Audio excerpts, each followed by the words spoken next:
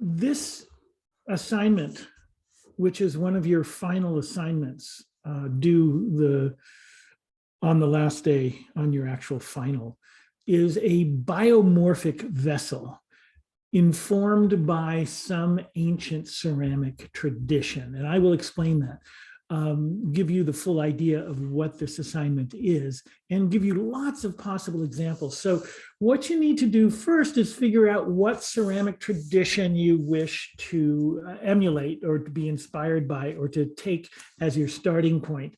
In this case, what you're looking at is a jug head or face jug made out of South Carolina. This form was invented by kidnapped African peoples who were brought into America and put into slavery. And in 1858, one of these kidnapped Africans from the Congo or Kenya invented face jugs in the style that we find in the Carolinas and Georgia, that area of the country. And this is a beautiful example. You can see the teeth are made out of broken, I think in this case, broken porcelain plates. You can make them out of a number of things.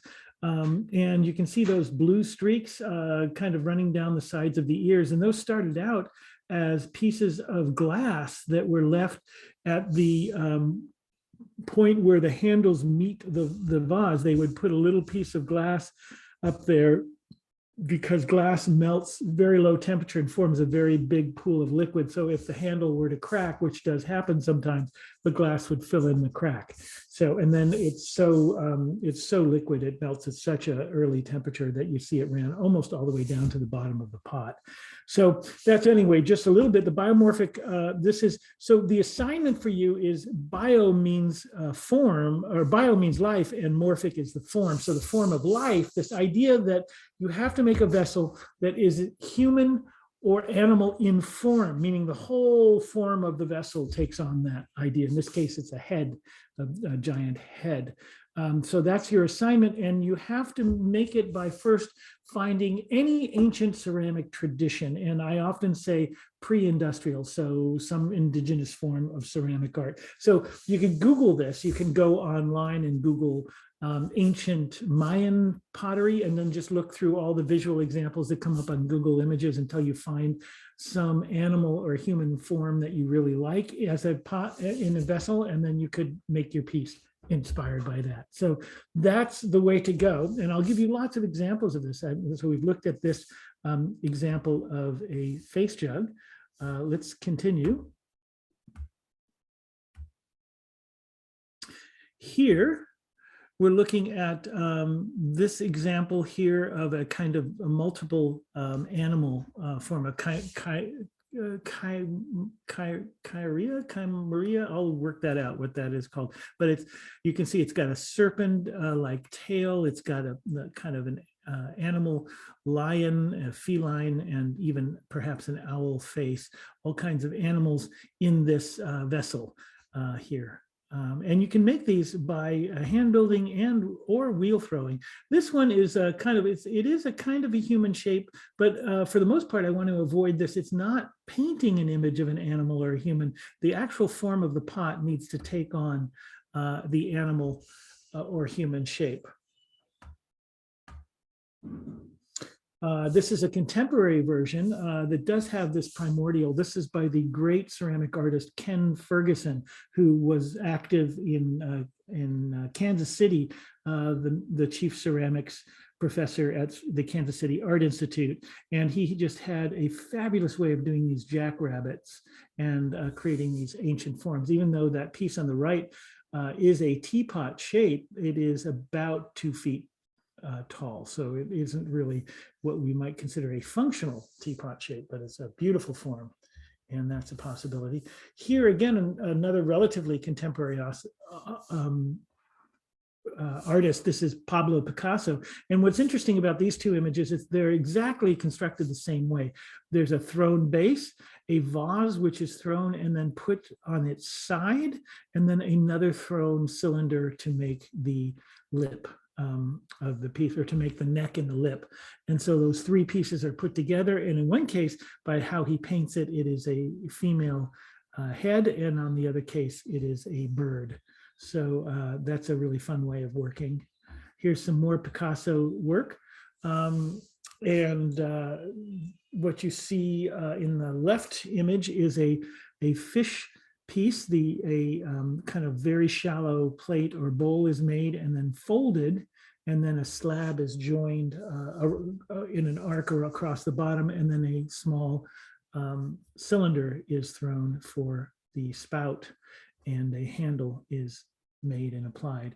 On the right, the piece is thrown, the handles are placed, and then the painting illustrates the human form, making the handles really actual arms. Quite a lovely impression. Here's the third image that has just been added.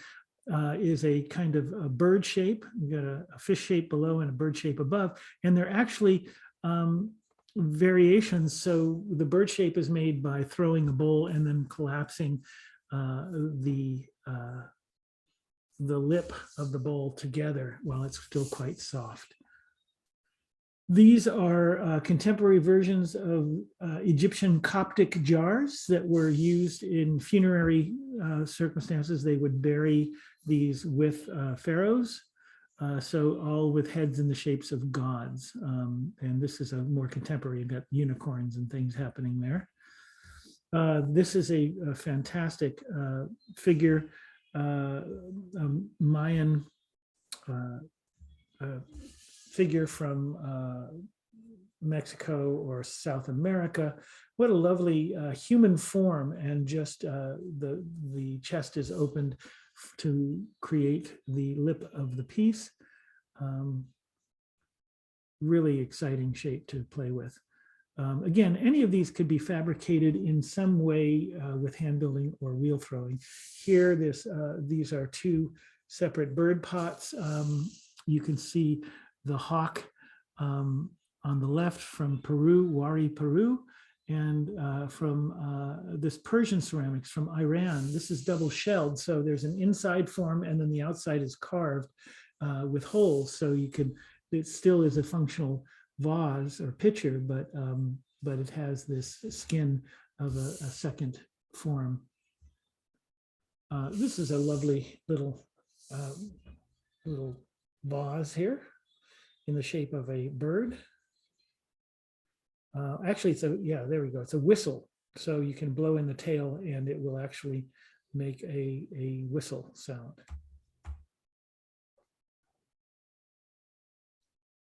Again, from this great South American ceramic tradition here, we have these drinking vessels that are animal heads. And here's a similar drinking form, but this is literally putting a foot in your mouth. This is a drinking vessel in the shape of a human foot. Here are some more examples of the face jugs. And again, these originals were about 6 to 8 inches tall. And you can see they're using broken plates, or you can also use quartz stone, or you can use, I've used ceramic cones and actual made out of porcelain teeth and dried them and inserted them. Here are a few pieces that I've made over the years. On the right is Spawning Urge, and that's actually the head of a coho salmon that I took a mold of and then used as a lid for that piece. And on the left is a piece called If a Bird in Hand is Worth Two in the Bush, How Much is a Bird Almost in Hand Worth? Big title. This piece is called The Passing Wisdom of Birds. So in this case, it's the sculpture at the top that takes on the animal or human form. Here is an example of a kind of armadillo shape where the whole pot takes on the form of the animal. And here's a double vessel from Peru. I love this crouching human form, and you can see in the background, we'll see a picture of that in a moment, of an animal in the exact same position, where you have, again, the body and then a really extended neck and lip coming up from the body of the piece.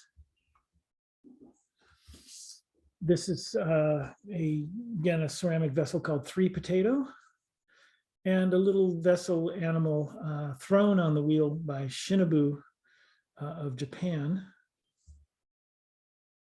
And here is a teapot from Yixing, China. And you can see the whole pot is in the shape of a swan, the handle being the neck of the swan. And then there's a little singlet, a little baby swan as the knob of the piece. Here's that piece we were looking at before at a distance, and now it's in the foreground here. And this is called sgraffito, where the whole piece was painted with a terra sigillata, or an iron slip over a white clay body, and then the patterns were scratched in to make this, make the surface decoration. These are, I'm going to show you some examples of some marvelous pieces from Persia. Again, Iran, the antique pottery of Iran is amazing, the ancient pottery, and I've done several of these as examples. Just they're so elegant, and these are actual, like, could be used for wine or gravy or some kind of sauce, but they're just elegant animal pieces. And I've made these on the wheel. I throw parts and then assemble them. And this is an elephant piece from India. Dragon celadon from China. Here's another dragon teapot, also from China.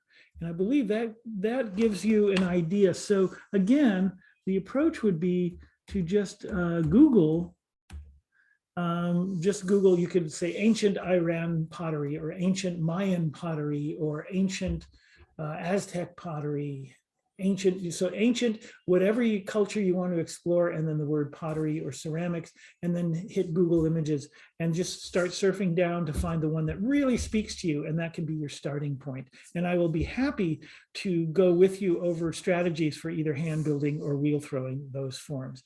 And that would be one of your final assignments for this class. So stay safe and make art.